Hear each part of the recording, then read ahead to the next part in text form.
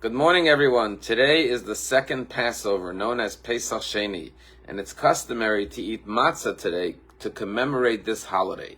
Why is there a second Passover? After all, there's no second Rosh Hashanah, no second Yom Kippur, no second Hanukkah or Purim, and the answer is found in the Torah. Torah says that there was a group of Jews who were not able to bring the Karban Pesach, the Paschal Lamb, in the desert.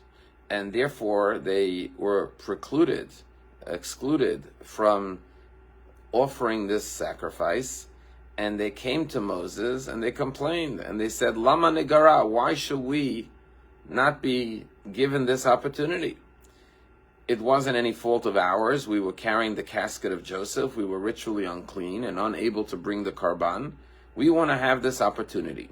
And Moses communicated with God, and God said, fine, 1 month after the first Passover, there will be a second Passover for those who didn't get to observe the first Passover. And today is that day that those Jews observe the second Passover. And it's interesting that today is the day that Edan Alexander will be coming home, God willing, to his beloved family that has been awaiting his return for 19 months. And think about for him, this is Passover. This is his day of the Exodus, his day of freedom. And the entire Jewish people are celebrating with him. And that's the first lesson of the Karban Pesach.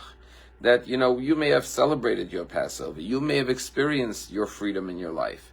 But there are always others that are still awaiting freedom. And therefore, you are not fully free until every person experiences their freedom. And therefore you still have to yearn for freedom on behalf of others.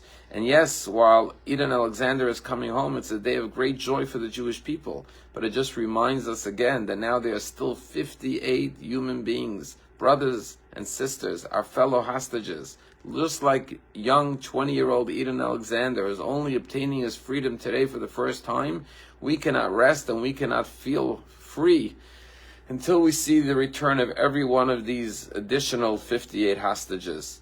They too deserve to live freely, and that's the message of the Exodus from Egypt. Last week we had the Solomon graduation, and the commencement speaker was a man by the name of Captain Charlie Plum, and he told a remarkable story. He was a jet fighter in the war with Vietnam, and he was shot down from his plane and captured as a POW, and he spent 6 years in an 8x8 cell with no one to communicate with.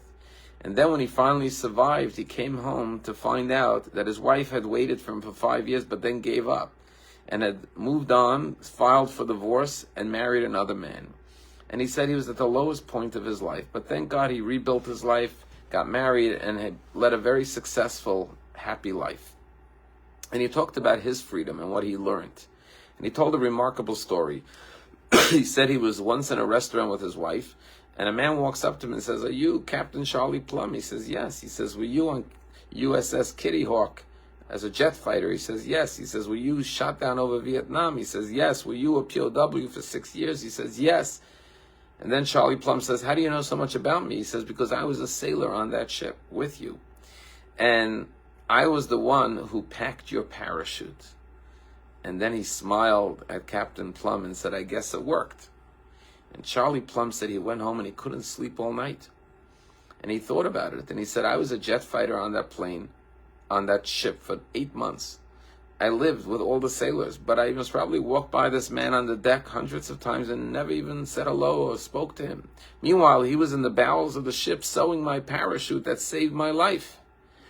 And therefore he said to the students in life, as far as you go, as much as you accomplish, he said to these graduates of Solomon Leadership Program, always remember to thank the people who packed your parachute. And that was a very inspiring lesson. But I think there's one more lesson too, and this is the lesson of the second Passover. The lesson of the second Passover is that there are always those yearning for freedom. And therefore we must never rest until we provide every person a chance to experience their personal freedom. But it also teaches us to thank those who packed our parachutes and enabled us to experience the blessings of our life. But the most important lesson is to always remember to pack the parachutes of others. Every day ask yourself, whose parachute did I pack? Who did I enable?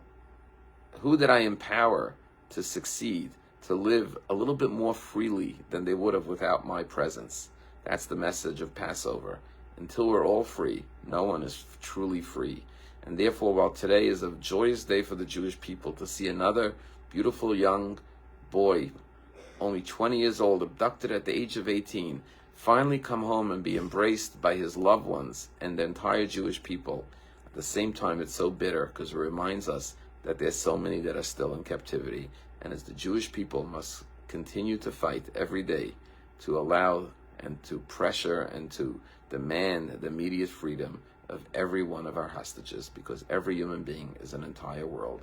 So eat some matzah today. Remember the message of freedom and celebrate your freedom. Thank those who gave it to you. And then remember to help release those who are still in one form of captivity or another. Have a meaningful Pesach Sheni.